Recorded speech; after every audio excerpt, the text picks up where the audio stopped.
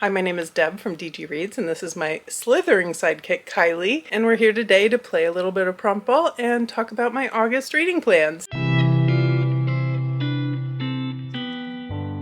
So August is the month of Battleathon, which is a competitive readathon brought to us by Mel at Melanor Reads, and Kylie and I will be on Team Snake, hence her new Snakey gear. This is a readathon that's really all about just reading books you think you're gonna love, because you get the most points if you can find some 5-star reads. There's a teeny little bonus for Team Snakes if you find a book with a wicked word in the title, but since it is such a small amount compared to the points for getting books you love, my main focus is going to be picking on books I hope I enjoy. So let's start off by playing a little bit of Promptball. I am planning to pick out 5 prompts. I mean, 5 is kind of snaky in the shape of it, so sounds about right. And then I'll talk about the rest of my reading plans for the month of August. All right, so we're going for 5 prompts, so let's see what we get.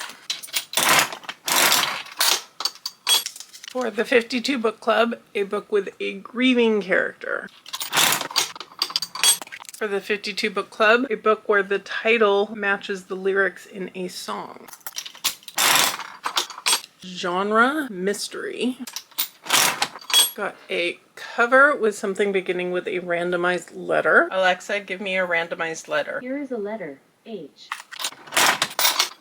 For the 52 book club, a book related to the word wild. Promptball was a little bit nice to me this time. This was actually really easy to find the right books to fit all of these. So let's go through what I wound up with. For the 52 book club, I was to find a book related to wild. And I decided, since I'm on Team Snakes and snakes are found in the wild, I would go for a book with a snake type kind of cover going on. And this is The String Diaries. It's by Stephen Lloyd Jones, and I don't know a lot about this one except the cover kind of called to me, so I picked it up on Pango. It says it opens with Hannah frantically driving through the night, her daughter asleep in the back, her husband bleeding out in the seat beside her. In the trunk of the car rests a cache of diaries dating back 200 years, tied and retied with string for generations. The diaries hold the secret to the man or thing pursuing Hannah and her family. This one has recently been on my radar and I was able to pick it up with some Pango bucks. It's blurbed as being a gripping multi-stringed thriller, which is a good pun, I suppose, on the strings on the cover as well. For a book with something on the cover beginning with a randomized letter, I got the letter H, and I'm gonna go with hands for that. And I have this arc from Tor.com. This is Asunder by Kirsten Hall, and I'm interested to check this out.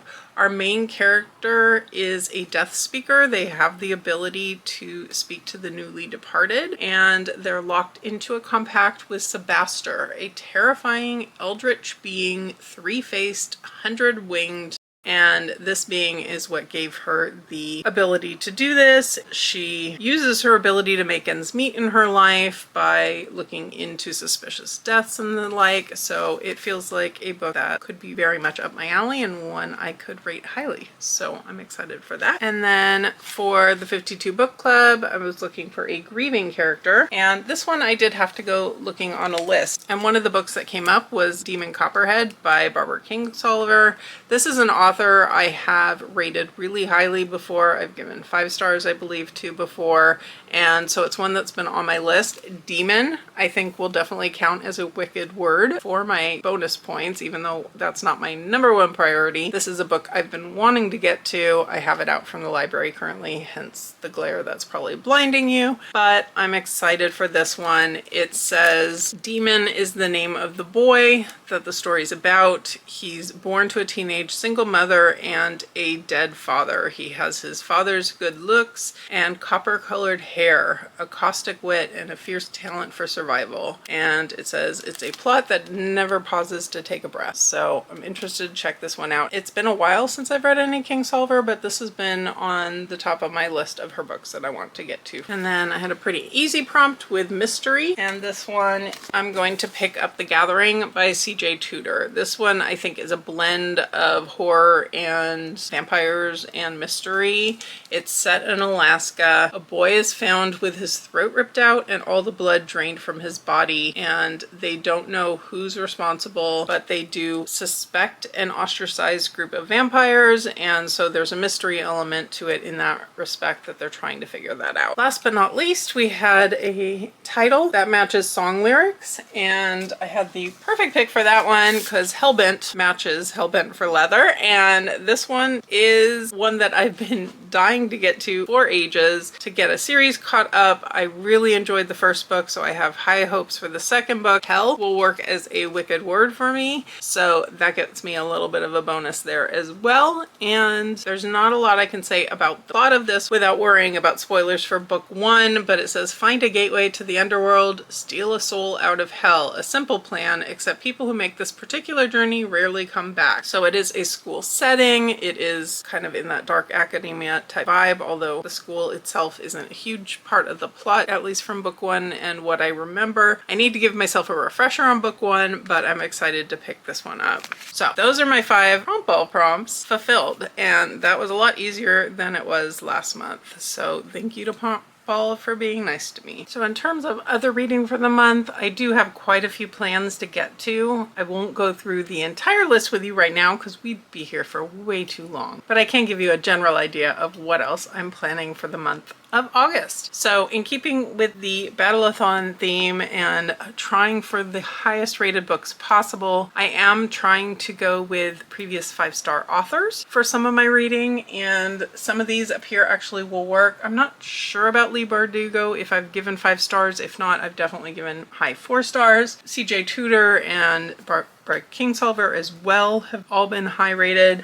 Other things I'd really like to get to, I have All This and More by Peng Shepherd. I really enjoy their writing. This was a gifted copy from William Morrow, and I'm hoping to get to this one. Stephen King, I have read most of his books, and several of them probably have been 5 stars. I have his new short story collection. There are maybe 1 or 2 of his backlist books also that I still need to get to, and I'm hoping I can pick up a Stephen King sometime this month. And then I do have the audio arc for You Will Never Be Me by Jessie Q. Sutanto. I've really enjoyed her books in the past, have definitely given some of them 5 stars. And I have the arc for this one, which comes out on the 20th. So thank you to PRH Audio for that. So that's a priority for me to get to in August. I'm hoping to get to a few more arcs, including Asunder, but also some more that I have on my shelf, and hopefully get out another Arc Attack type log where I bring some thoughts to recent and hopefully upcoming releases. And I do, of course, have several buddy reads as well. My classics group on Bookstagram that I help co-host is reading Around the World in 80 Days by Jules Verne. This isn't a book I know a ton about. I've never read it before, but it seemed like the perfect summer pick to go with a travel theme, so I'm excited for that one. And I'll have a link down below for that, but basically it's just a group chat on Instagram, very low key, low pressure, if anyone would be interested in joining in that. And then for the Catch Up Book Club, which is hosted by Becca at Becca in the Books, we are finishing up the First Law universe this month. And that winds us up with The Wisdom of Crowds, which is the final book in the final trilogy in the series. And surprising no one more than myself, I'm really looking forward to reading this. I have not fallen in love with his writing, but this last trilogy has had me really hooked. They haven't been 5-star reads, but they have been high 4-star reads, so this one has good potential. So I'm excited for that, and I'm sure I'll jump into some other buddy reads with different groups, so I'm excited for my August reading. This feels like a significant number of pages to be on my official TBR already, in addition to everything else I have planned, but in general, I'm very excited for all of those, and I think they'll fit into video plans, so stay tuned for that. But for now, that's it for me.